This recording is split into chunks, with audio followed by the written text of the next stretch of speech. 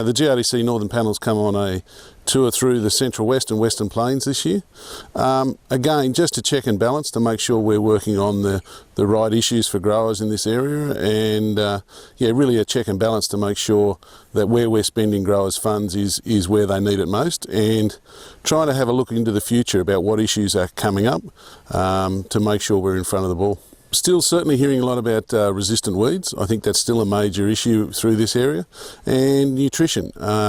You know, more and more are starting to look at the amount of nitrogen, the amount of phosphorus they're putting on their crops, and the timing of it especially. Just when you get, you know, wet years and the fertilisers in the top of the profile and the plants are able to access it is very different to what we're seeing this year, where they've had an exceptionally dry start, and they're just wondering what response they're going to get out of their nitrogen this year.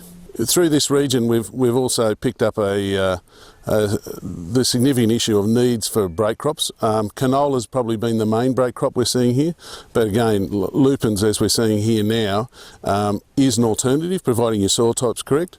But certainly, you know, again, with the weed issues and the disease issues within a cereal-on-cereal program, there's a definite need for more and varied break crops in this area, because there's so many varied soil types and water holding capacity, and also just the diversity across this region. You know, the rainfall drops off very quickly as you move across from the east to the west. It's really pleasing to see how the grower solutions groups are working across the region. So you've got GOA in this Western Plains, Central West area, you've got NGA in Southern Queensland, Northern New South Wales, you've got the CQ grower solutions as well up around Emerald, and the new coastal one that we've got going this year.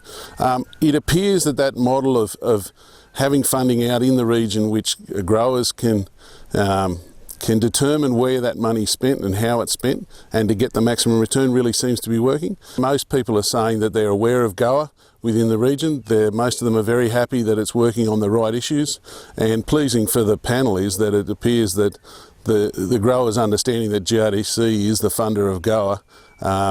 That's really pleasing for the panel to see that the GRDC brand's out there and being recognised and seen to be adding value. This area is probably, you know, the Central West, Western Plains area, really pleasing to see. We've now got 2 panel members in this area.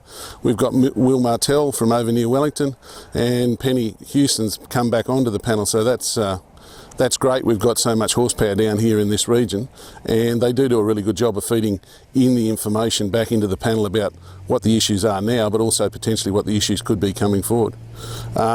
And I hope we're going to get a lot more of that too with the New South Wales departments, the positions they put on, the 6 regional research agronomists they've put on across northern New South Wales. I mean, those resources are going to be key for working in that 3 to 8 year space and determining what the issues are and validating national research, and then being able to filter that onto the grower solutions. So it's really pleasing to see that, you know, by doing that we can maximise growers' value for the levy they're investing.